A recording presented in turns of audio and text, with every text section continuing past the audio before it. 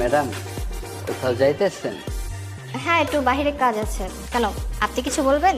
না, হয়েছে কি ম্যাডাম, আমার ফোনটা মনে হয় নষ্ট হয়ে গেছে। আমার ছেলের ফোন দিলে ফোন ঢোকে না, আবার আমার ছেলেও ফোন দেয় না আজকে 6 মাস ধরে। বাকি সবার মোবাইলে ফোন যায় আর ফোন আসে, কিন্তু আমার ছেলের মোবাইলে ফোন যায় না। ও আচ্ছা, ঠিক আছে, দেখি আপনার ফোনটা।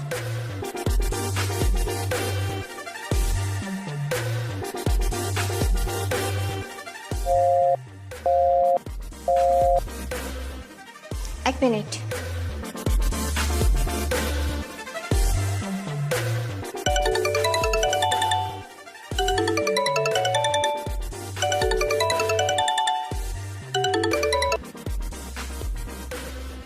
হ্যালো, আসসালামু আলাইকুম।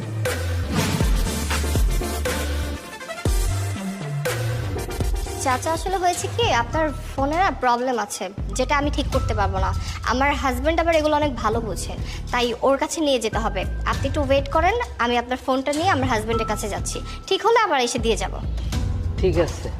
আচ্ছা, আপনি তাহলে কাজ করেন।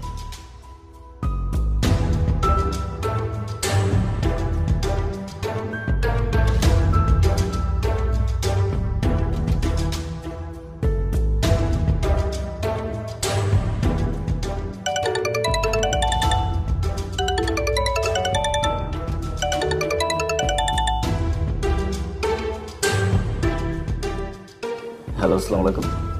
ওয়ালাইকুম আসসালাম। আপনি নূর আলিফ, রাইট? জি, বলছি।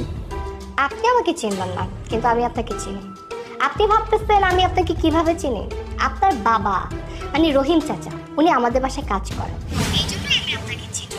আপনার বাবা তার ফোনটা দিয়ে বলল যে 6 মাস যাবত নাকি আপনাকে কল দিচ্ছে, আপনার ফোনে কল যাচ্ছে না। কিন্তু আপনি তো ওনার নাম্বারটা ব্লক করে রাখছেন, রাইট?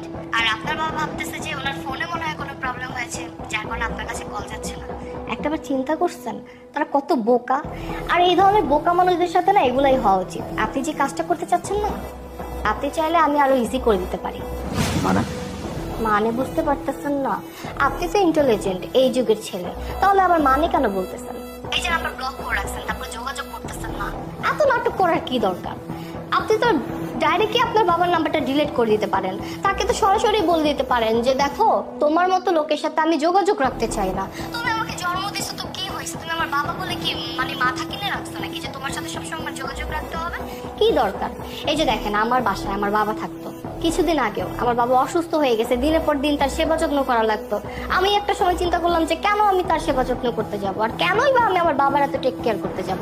তাই আমি আমার বাবাকে সরাসরি গিয়ে বলছি যে তুমি এবার আমার বাসা থেকে বিদায় হও, বৃদ্ধাশ্রমে যাও, নাহলে রাস্তাঘাটে পড়ে মরো, কিন্তু তোমাকে দেখার মতো সময় আমার একদমই নেই। তুমি আমাকে জন্ম দিছো, বড় করছো, ঠিক আছে, শিক্ষা দিছো, তার মানে এই না যে তোমাকে সারা জীবন আমার দেখতে হবে, তোমাকে সারা জীবন আমার টানতে হবে। এটা কি কোনো কথা হইলো? মানে তারা আমাদের জন্য করছে দেখে আমাদেরও তাদের জন্য করতে হবে? এটা তো কোনো কথা হইতে পারে না। এই জন্য আমি আপনাকে বলতেছি যে আপনি চাইলে আমি সব কিছু একদম ইজি করে দিতে পারি। আপনার বাবাকে গিয়ে আমি সব বলে দিতে পারি, তাও তার কোনো প্রবলেম থাকলো না। কেন শুধু শুধু এত নাটক করতেছেন, শুধু শুধু ব্লক করে রাখছেন, আর সে ভাবতেছে যে মনে হয় তার ফোনের প্রবলেম? তো কি দরকার? নাটকের তো কোনো দরকার নেই, তাই না? আর তাছাড়া আপনার বাবাকে যদি আমি গিয়ে বলি আপনি নাম্বার ব্লক করে রাখছেন, তার সাথে যোগাযোগ করতে চাচ্ছেন না, তাতে বড়জোর কি হবে? আপনার বাবা একটু কষ্ট পাবে। এরকম বৃদ্ধ লোক কষ্ট পেলেও সমস্যা কি? আর কষ্ট পেয়ে মারাও যেতে পারে, স্টক করতে পারে, এতে তো আপনার কোনো সমস্যা নেই। আপনার আমার কি আসে যায়? আচ্ছা, তারা আমাদের জন্য যা করছে এটা তো তাদের দায়িত্ব। একটা সন্তানকে বড় করা, শিক্ষিত করা, এটা বাবা মার দায়িত্ব। এখন আপনার কথা শুনে যদি এরকম একটা লোক মারা যায়, আপনার বাবা যদি মারা যায়, তাতে আপনার আমার কি আসে যায়? শোনেন, এই সমস্ত চিন্তা ভাবনা মাথা থেকে ফালায় দেন। আপনার বাবাকে যে আমি বলি আপনি কোনো চিন্তা করেন না, আপনি আপনার বাবার সাথে সম্পর্ক বিচ্ছিন্ন করেন। আমি আপনার বাবাকে যে সব সত্যি কথা বলতেছি, ঠিক আছে? ভালো থাকবেন, take care, bye. Hello, hello, hello.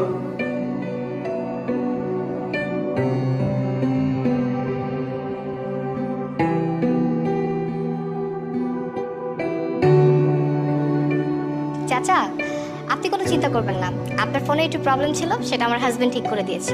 এই নিন আপনার ফোন। চাচা, কিছুক্ষণের মধ্যে দেখবেন আপনার ছেলে আপনাকে কল করেছে। আচ্ছা ঠিক আছে, আমি তাহলে আসি। আমার ছেলে ফোন দিছে। হ্যালো, হ্যালো বাজান, হ্যালো বাবা। এই 6টা মাস ধরে আমি তোরে কত ফোন দিছি, কোনো ফোন ঢুকে না। তুই কেমন আছিস বাজান? বাবা তুমি কেমন আছো? বাজান, তোরে আমি কতদিন ধরে দেখি না, তুই কবে? আমি আমার মনটা কেমন জানি করতেছে বাজান, তুই তাড়াতাড়ি আমার লাগে দেখা করিস বাজান। আচ্ছা ঠিক আছে বাজান, আসিস বাজান।